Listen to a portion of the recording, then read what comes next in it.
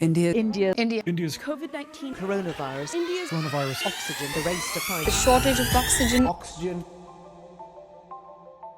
The recent COVID surge in India has devastated a country whose culture is so vibrant, it's hard to imagine anything could stop it from overcoming what it is facing today. As we watch this crisis unfold in a country many of us either used to call home or have a deep connection with, a tremendous number of us feel helpless and are desperately seeking ways to support efforts on the ground. As you can imagine, many of our family, friends, peers, and even us individually have made sizable contributions to various campaigns. But as Indian restaurant owners here in LA, we felt that we needed to do an even better job to raise awareness. Well, it just so happened that here also in LA, our restaurant Bros in Arms over at Badmaash had posted about a particular campaign called 1 Billion Breaths for India, for which we were immediately drawn to.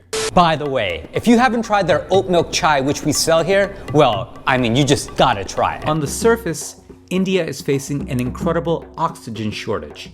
Now, what lurks underneath that only partially true statement connects all dots to a government that was, as I'll nicely put it, caught off guard because it deemed a second wave to be just about impossible. But when the second wave hit, the sluggish response followed by last-minute scrambling left the government unprepared or possibly even unwilling to do the following: shift oxygen production from industrial to medical use, ease logistics pain points in transporting this precious oxygen, allow foreign capital to reach local organizations that would put it to best use, and even getting influential people on board to publicly acknowledge a crisis was actually at hand. Although recent reports suggest the supply and demand crisis might have actually reduced in severity, the operational reality is that far too many COVID patients cannot even afford the oxygen they desperately need.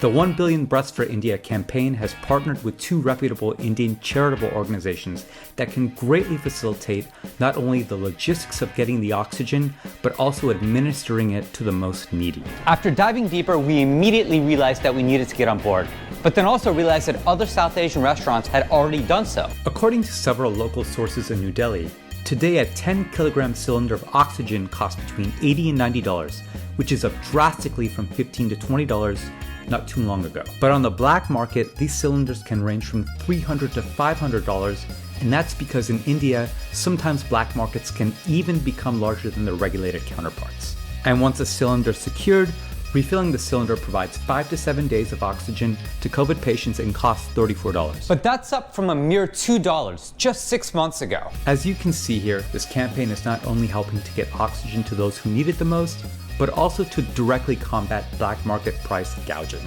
So here's how you can help. From Sunday, May 23rd to Tuesday, May 25th, we will donate 10% of all proceeds to this wonderful campaign. So we encourage you to order from us, not only because you got to get your wonderful fill of Frankies, but also to show your support for those in India who need it the most.